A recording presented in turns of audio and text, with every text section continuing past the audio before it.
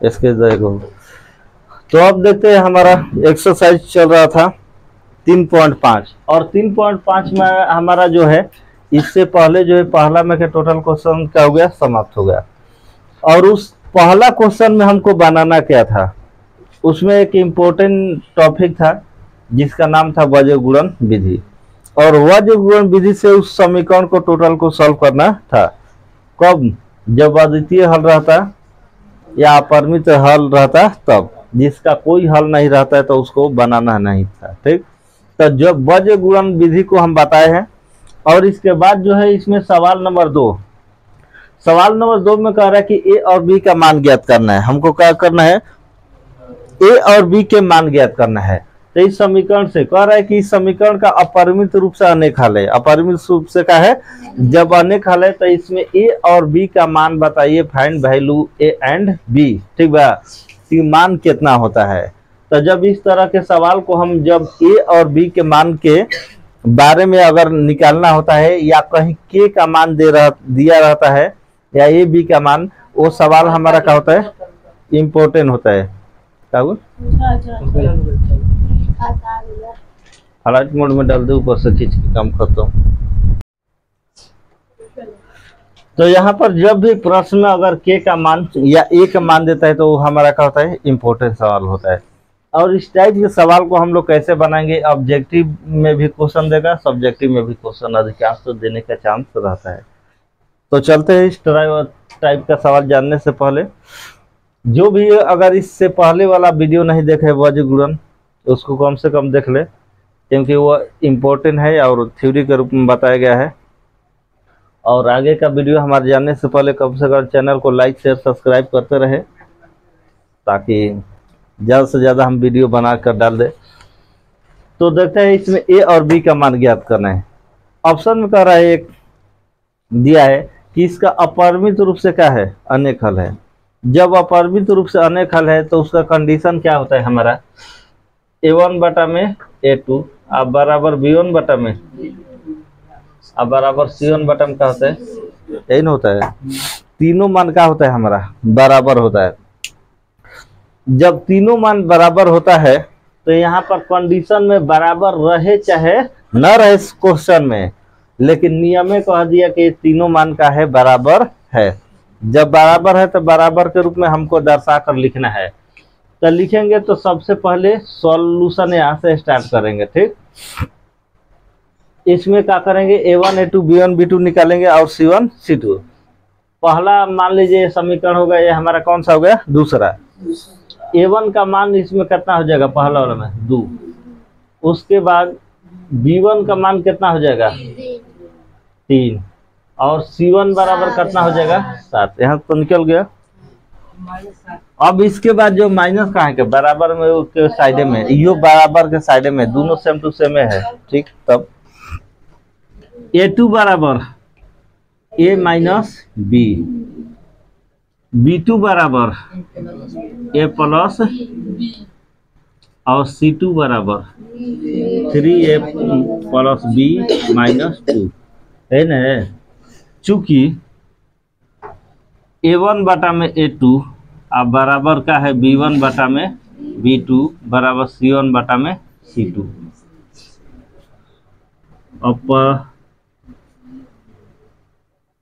अपरिमित रूप से अनेक हल है ना, अनेक हल है प्रश्न से, मतलब ये प्रश्न में दिया है ना।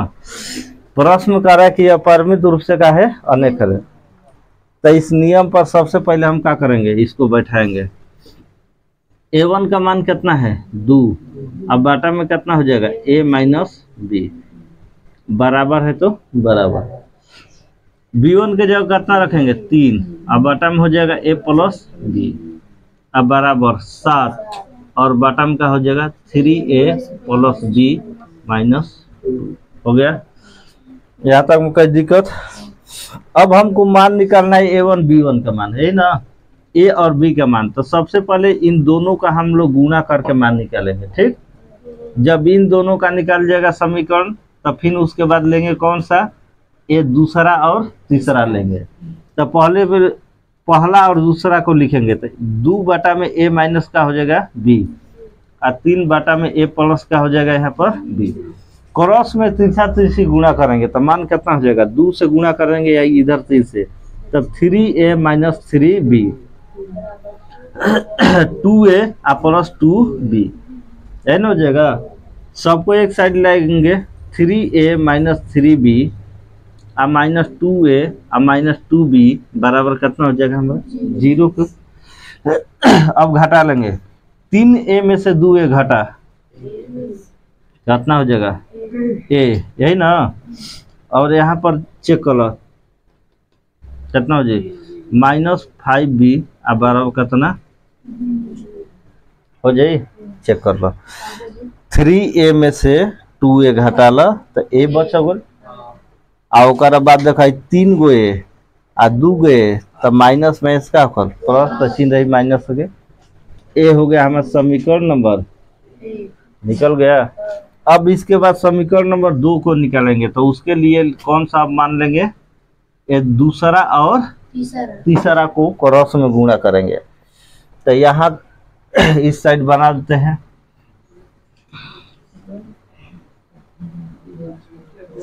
ठीक।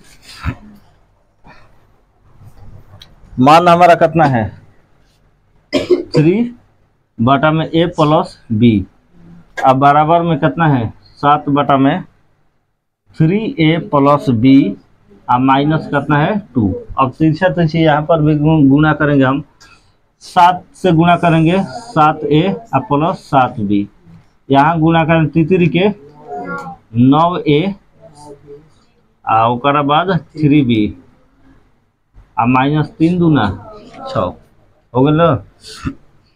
अब जोड़ घटाव कर लो, 7a प्लस 7b आ माइनस कितना हो जाए 9a हो जाए, ओकर बाद माइनस 3b आ बराबर में माइनस 6 सही रहेगा, ठीक। क्या तो अंक नहीं थे तो अंक को लग क्या करबे ने, ठीक बा। 7 में से घटा लो तो माइनस a हो जाए, माइनस कितना हुई 2a, यही ना। हाई बताओ कितना हो जाए प्लस 4b आ बराबर माइनस कितना 6। दोनों में से कॉमन कितना निकली 2 निकली, माइनस 2 निकाल लो, माइनस 2 निकाल ले बात कितना हो जाए, आई माइनस में बता काम हो लिखाई, अब प्लस में आई प्लस में बता माइनस 2b आ बराबर माइनस 6, एजा से कटा दो 2 आई 6, तो a माइनस b आ बराबर माइनस a माइनस 2b, यही ना 2b आ बराबर में कितना हो जाएगा हमारा 3, समीकरण नंबर 2। अब इसके बाद हमको पता है विलोपन विधि, पता बनाऊं विलोपन विधि में देखा सबसे बड़ मान कौन सा है, समीकरण 1 की 2 के, गलत 2, एकरा में 3 बा एकरा में 0 बा, तो 2 में से 3 के का कला हो जाए ए बी के मान आ जाए। तो लिखबा समीकरण 2 माइनस 1 से 2 में से 1 को घटाने पर, तब देखा 2 वाला लिख दो पहले a आ माइनस 2b आ घटाए के बाद क्या रखे तो माइनस चिन्ह दे दो, दूसरे में से घटा के बा तो बस दूसरा के उतार के माइनस दे दो, आ हेकरा के लिख दो ब्रैकेट में a माइनस 5b आ बराबर। अब देखो हेजा मान कितना हो जी 3 आ घटा के बा कौना के पहिलका के, तो पहिलका वाला के मान कितना बा 0, जौन बात हम घटा लो सिंपल। अब भाई माइनस से गुणा कर दो a माइनस 2b आ माइनस a आ प्लस 5b आ बराबर कितना हो 3 हो गई। अब देखो हेजा a से a का हो गई प्लस माइनस कट गई, अब घटा लो हेजा मान कितना हो हेजा 3b प्लस में हो 5b बा हेजा, ठीक बा 3b आ बराबर कितना 3 से 3 क बार में तब b के माना गई 1। अब एक रख दो समीकरण 1 चाहे 2 में, ठीक बा। समीकरण 1 से यही ना, तो 1 से तो a minus b A minus 5b बराबर कितना 0। तो ए माइनस 5 आ गुणे 1 बराबर कितना 0 हो गई। अब गुणा करबा तो कितना हो कि ये साइड लिख देता नहीं, ए माइनस 5 बराबर 0, इसलिए ए बराबर 5, बी बराबर, यही हो गया हमारा आंसर। और इसी तरह से इसको बनाना था। उतारो। तो यहाँ तक ये बोला हमारा क्वेश्चन जो है पहला बन गया, ए और बी का मान निकलना था, ए बी का मान हमारा निकल गया। जिसको प्रॉब्लम है तो फिर से वीडियो को रिवाइंड करके देख सकता है, स्टेप बाय स्टेप टोटल समझाया गया है। इसके बाद अगला सवाल नंबर 2 नंबर सबसे इम्पोर्टेंट सवाल, ध्यान से देखना है उसको, ठीक। क्योंकि ऑब्जेक्टिव में 100% वो सवाल दिया ही दिया है जो दूसरा टाइप बता रहे हैं, एकदम न का सवाल नहीं है। ऑब्जेक्टिव गाइड कोई भी उठाइए, गाइड में दिया ही रहता है। तो उस सवाल को देखना है, के का मान हमको ज्ञात करना है। पहले बोले के और ए बी का मान वाला का होता है हमारा इम्पोर्टेंट होता है। तो देखते हैं अगला सवाल नंबर 2। तो अब देखते हैं सवाल नंबर 2, वीवीआई ना एकदम most VVI board model question. ये इतना इम्पोर्टेंट क्वेश्चन है कि एकदम 100% आपका ऑब्जेक्टिव का जब सेट चलेगा तो उसमें ये क्वेश्चन आएगा। ऑब्जेक्टिव में 100% ये क्वेश्चन पूछता है। अब क्वेश्चन में क्या कर रहा है कि यहाँ पर जो है 3x प्लस वाई बराबर 1 और 2k minus 1 into X plus k minus 1 into Y बराबर 2k प्लस 1। क्वेश्चन में कह रहा है कि ये दो चर वाला रैखिक समीकरण का युग्म जो है कोई हल नहीं है। क्वेश्चन में कह रहा है कि इस युग्म का कोई हल नहीं है। बहुत इम्पोर्टेंट सवाल है, थोड़ा गौर से एकदम, ठीक बा। बको ध्यानम मतलब बकुला के तरह ध्यान लगा के चेक देख कर, ना तो उड़ल तो गईल। ऑब्जेक्टिव में भी बार बार कहते कि क्वेश्चन है कोई हल नहीं चाहे हल है, दो कंडीशन में। आ कोई हल नहीं वाला ऑब्जेक्टिव ज्यादा देवला लड़का यही में घुमुड़िया जलन कि क्या सवाल है, ठीक बा। तारा घुमड़िया के नहीं, बस सिंपल रास्ता अपना देगा कि कोई हल नहीं का कंडीशन हमारा क्या होता है। कंडीशन को हमको याद को रखना है।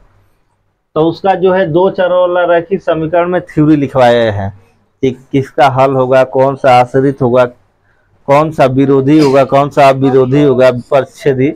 जो नहीं देखे है तो कम से कम पीछे का वीडियो देख सकते हैं, रिवीजिंग हो जाएगा। यहाँ पर कोई हल नहीं का A1 बटा में A2 बराबर B1 बटा में नॉट इक्वल C1 बटा में, यही मान होता है हमारा। कंडीशन क्या होता है इसका, A1 बाई A2 बराबर B1 by B2 not equal क्या होता है C1 बाई C2 होता है। यहाँ पर डायरेक्ट कर दिया है नॉट इक्वल है का, कोई प्रॉब्लम। चलो देखा ना, तो जब नहीं थे तो यहाँ से इस पहले समीकरण के रूप में हमको क्या करना है, बैठाना है, लिखना है। तो यहाँ पर सॉल्यूशन जब निकालेंगे तो सॉल्यूशन में सबसे पहले A1 A2 निकालेंगे। अब बताओ A1 बराबर कितना हो जाएगा 3, B1 बराबर क्या हो जाएगा 1, C1 बराबर 1, कहीं दिक्कत। अब A2 का मान कितना हो जाएगा 2k माइनस 1, B2 के मान बोला k माइनस 1, C2 के मान बोला 2k प्लस 1। एक्स वाई का मान नहीं लेना है, एक्स वाई के साथ जो गुणांक होता है उसी का मान लिखा जाता है, ठीक। एक्स के साथ है गुणांक कितना दिया है 2k माइनस 1। पोस्ट में हाई वो से का दिक्कत बा k माइनस 1। एक्स के साथ जो गुणांक रहता है उसका मान न लिखा जाता है। थ्योरी में पीछे में पहुंची है, ठीक बा। एक्स के साथ गुणांक कितना बा 3, एक्स के साथ जो अचर राशि लगा रहता है उसी का मान लिखते हैं, समझ में आई। वाई के साथ लिखते हैं तो वाई के साथ या कुछ नहीं किया, अचर राशि कितना होता है 1 रहता है तो 1 लिखे हैं। उसी तरह से एक्स का गुणांक, एक्स में कितना से गुणा है 2k माइनस 1, वाई में k माइनस 1। तो ये हमारा हो गया A2, आया हो गया B2, आई बचल जो C2। और इसमें कंडीशन में कह रहा है कि इस समीकरण का कोई हल नहीं है। तो लिखा है चूंकि समीकरण के युग्म का कोई हल नहीं है, तो इसका कंडीशन क्या हो जाएगा, A1 बटा में बराबर B1 बटा में बराबर C1 बटा में C2। अच्छा नॉट इक्वल हुई। अच्छा दिमाग काम करता ना, नॉट इक्वल हो गई। अब मान टोटल बैठा दो, मान बैठावे वाला ना, मान बैठा के तब निश्चिंत रहिए।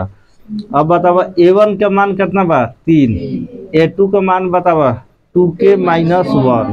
कोई दिक्कत है बराबर के साइन बता बराबर दो। B1 के मान बतावा, अब B2 के मान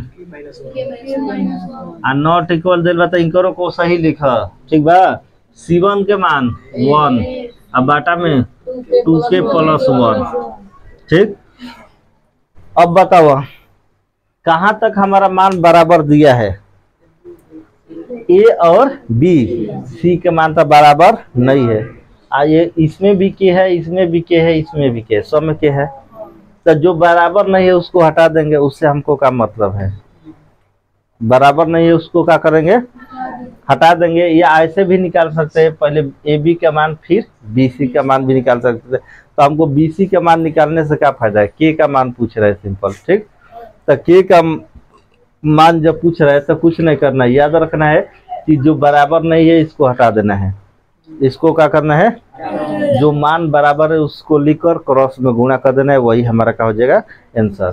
तो देखा ना 3 अब बाटा में 2k माइनस कहता ना, अब बराबर 1 बाटा में k माइनस। कोई दिक्कत, जैसे बा वैसे उतारा और गुलबा, समझ लो। ठीक, ओकरा के हो तन साइड तनी आगा पीछा अपन से एडजस्ट होकर आदमी देख ले बेला, बुझा गइल।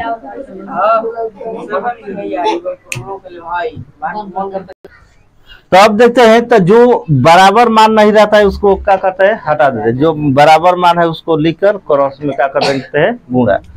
अब 3 से साइड गुणा कर दो, छोड़ दो। 3 से साइड गुणा आ 1 से ये साइड, यही ना 1 से गुणा करो तो मान कितना हो 2k माइनस 1, है ना गुणा करो तो कितना हो 3k माइनस 3। कोई दिक्कत, अब क्या करो तो k वाला के एक साइड लाओ। ठीक बा, तो 2k आ माइनस का हो जाए 3k आ बराबर माइनस 3, आई माइनस है तो प्लस कितना हो जाएगा हमारा 1 हो जाएगा। अब 2k में से k घटा ला तो बच्ची कितना माइनस k। अब बताओ भाई माइनस 3 में से प्लस 1 घट गई, माइनस आई माइनस से माइनस का हो खत्म, के बराबर यही हो गया हमारा answer. Important short question short method द्वारा। कोई दिक्कत, तो यहाँ तक जो है हमारा क्वेश्चन बनकर कंप्लीट, क्वेश्चन नंबर 2 तक। इसके बाद जो है कि एक और क्वेश्चन है जो होमवर्क के रूप में देंगे, या होमवर्क के रूप में अभी बता दे रहे हैं। ठीक, स्टॉप करो तनी। तो यहाँ तक केवल हमारा क्वेश्चन का हो गया कंप्लीट। क्वेश्चन नंबर 2 में 2 क्वेश्चन दिया था, ये क्वेश्चन नंबर 3 है और इसको बनाना है 2 मेथड से। पहला मेथड प्रति स्थापन, दूसरा का मेथड वज्र गुणन, यही दे रहा है वज्र की विलोपन वज्र गुणन, यही ना।